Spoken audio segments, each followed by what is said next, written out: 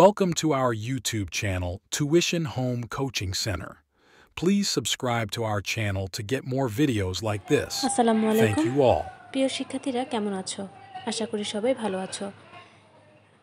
আজকে আমরা দেখব ষষ্ঠ শ্রেণীর ষান্মাসিক সামষ্টিক মূল্যায়ন 2024-এর ইতিহাস ও সামাজিক বিজ্ঞান। চলো শুরু করা যাক। মূল্যায়ন প্রজেক্টের নাম দায়িত্বশীল ভূমিকায় আমি। আমাদের চারপাশে নানা রকম মানুষের বসবাস, তাদের নিশ্চয়ই পরিচয় রয়েছে। আমাদের ক্লাসের প্রত্যেকেরই আত্মপরিচয় রয়েছে। এই পরিচয় রয়েছে সাদৃশ্য এবং বৈচিত্র্য। আমরা মূল্যায়ন প্রথম কাজটিতে জোড়ায় সহপাঠীদের আত্মপরিচয় অনুসন্ধান করব। এরপর অতীত ও বর্তমান সময়ে মানুষের জীবন ও জীবিকা তুলনা করব। সেখানে ভৌগোলিক পরিবেশ মানুষের জীবন ও জীবিকা শনাক্ত করে তুলে করব। সবশেষে সমাজের নানা রকম আত্মপরিচয় মানুষের সাথে মিলেমিশে থাকার জন্য করণীয় বিষয়ে একটি প্রতিবেদন লিখব। কাজ 1, চলো সহপাঠীকে জানি। ক, প্রশ্নমালা তৈরি। আমরা একজন সহপাঠীর পরিবার ও এলাকা বিষয়ক তথ্য সংগ্রহ করব। বৈজ্ঞানিক অনুসন্ধানের ধাপ অনুসরণ করে আমরা এই কাজটি করব। তথ্য সংগ্রহের জন্য নিম্নোক্ত দুটি প্রেক্ষাপটে প্রশ্ন তৈরি করব।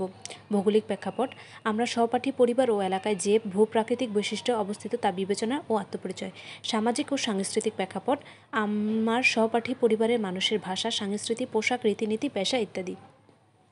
প্রশ্নগুলো খাতায় উত্তরপত্রে লিখব। খ, জোড়া গঠন ও তথ্য সংগ্রহ। জোড়া গঠন করে সহপাঠীর কাছ থেকে সাক্ষাৎকারের মাধ্যমে তথ্য সংগ্রহের কাজটি করব। আমরা একে অন্যের কাছ থেকে তথ্য সংগ্রহ করব। প্রত্যেক সাক্ষাৎকারে 20 মিনিট সময় নিব। ফলে দুটি সাক্ষাৎকারে 40 মিনিটের মধ্যে শেষ করব। এজন্য আমরা সহপাঠীর কাছ থেকে অনুমতি নিব। শেষ করার পর নিচের সতীত্ব মূল্যায়নের বক্সটি খাতায় লিখে পূরণ করব। গ, তথ্য যাচাই। প্রাপ্ত তথ্যকে বিশ্লেষণ করে উপরে উল্লেখিত দুটি প্রেক্ষাপটে সহপাঠীদের আত্মপরিচয় বিবরণ লিখি। গ, সতীত্ব মূল্যায়ন। পুরো কাজ শেষে আমরা সহপাঠীর কাজের মূল্যায়ন করব। এজন্য নিচের ছকটি আমরা খাতায় তুলে কাজটি করব। সতীত্ব মূল্যায়নের রুবিক্স। আমার সহপাঠীর নাম, ইউনিক আইডি, রোল নং। আমার মতামত হ্যাঁ, না তে টিক চিহ্ন দিই। 1, আমার সহপাঠী অনুসন্ধানের জন্য বিষয়বস্তু নির্ধারণ করেছে, হ্যাঁ অথবা নাতে টিক দিব। 2, আমার সহপাঠী অনুসন্ধানের জন্য সুনির্দিষ্ট প্রশ্ন উপস্থাপনা করেছে।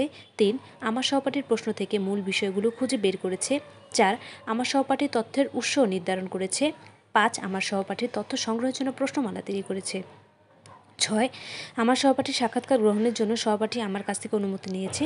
7, আমার সহপাঠী প্রশ্নমালার মাধ্যমে তথ্য সংগ্রহ করেছে। 8, আমার সহপাঠী প্রাপ্ত তথ্যকে প্রদত্ত দুটি প্রেক্ষাপটে বিশ্লেষণ করেছে ও মতামত দিয়েছে। এখানে যেটাতে হবে হ্যাঁ বা না সেটাতে টিকচিহ্ন দিতে হবে।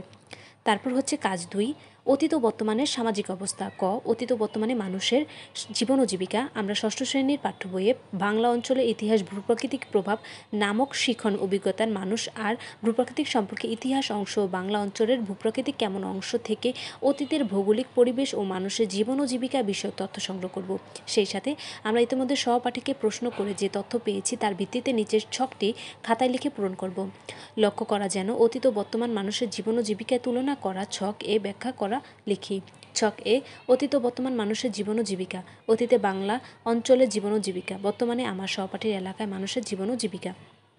খ, বিভিন্ন ভূপ্রাকৃতিক বৈশিষ্ট্য এবং মানুষের জীবন ও জীবিকা।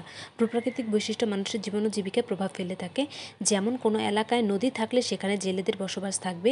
এভাবে বাংলাদেশের বিভিন্ন ভূপ্রাকৃতিক বৈশিষ্ট্যে মানুষের জীবন ও জীবিকার ভিন্নতা দেখা যায়। এখন আমার বিভিন্ন ভূপ্রাকৃতিক বৈশিষ্ট্য জীবন ও জীবিকা শনাক্ত করে একটি তুলনামূলক ছক খাতায় উত্তরপত্রে লিখব। এজন্য পাঠ্যপুস্তকের বাংলা অঞ্চলে ইতিহাসের ভূপ্রাকৃতিক প্রভাব থেকে প্রাপ্ত তথ্য জোড়ায় কাজের সহযোগ পাঠীর থেকে প্রাপ্ত তথ্য এবং আমাদের চারপাশে ভৌগোলিক পরিবেশ পৃষ্ঠা 62 অংশ থেকে প্রাপ্ত তথ্যের ভিত্তিতে আমরা কাজটি করব। কাজ 3, দায়িত্বশীল ভূমিকায় আমি। ক, প্রতিফলন। আমাদের সমাজের বিভিন্ন আত্মপরিচয়ের মানুষের বসবাস, আমরা কিভাবে সবার সাথে মিলেমিশে থাকতে পারি তা নিয়ে আমাদের ভাবনাগুলো লিখে ফেলি। খ, দল গঠন ও আলোচনা। আমরা 4 জন একটি দল গঠন করব। দলে বসে আমরা ইতিমধ্যে যে আত্মপ্রতিফল লিখেছি তা শেয়ার করব। এরপর সমাজে নানা রকম আত্মপরিচয়ের মানুষের সাথে মিলেমিশে থাকার জন্য করণীয় নির্ধারণ করব। গ, প্রতিবেদন লেখা। এরপর প্রত্যেকে দায়িত্বশীল ভূমিকায় আমি শীর্ষকে একটি প্রতিবেদন লিখব। প্রতিবেদনটিতে নিচের বিষয়গুলো আমরা উল্লেখ করব। 1, প্রতিবেদনের বিষয়। 2, সমাজের নানা রকম আত্মপরিচয় মানুষের সাথে মিলেমিশে থাকার জন্য আমি কী করতে পারি তার তালিকা করব। 3, আমি কী করতে পারি তালিকা থেকে যে কোনো একটি কাজ কিভাবে বাস্তবায়ন করব তা লিখব। 4, সমাজের নানা রকম আত্মপরিচয় মানুষের সাথে মিলেমিশে থাকার জন্য আমরা সবাই একসাথে কী করতে পারি তা তালিকা করব। 5 আমরা সবাই একসাথে কি করতে পারি এর তালিকা থেকে যে কোনো একটি কাজ কিভাবে বাস্তবায়ন করব তা লিখব। এই ছিল আজকের প্রশ্ন। সাথে থাকার জন্য ধন্যবাদ। পরবর্তী ভিডিওগুলো সবার আগে পেতে চ্যানেলটিতে একটি সাবস্ক্রাইব করে দিও।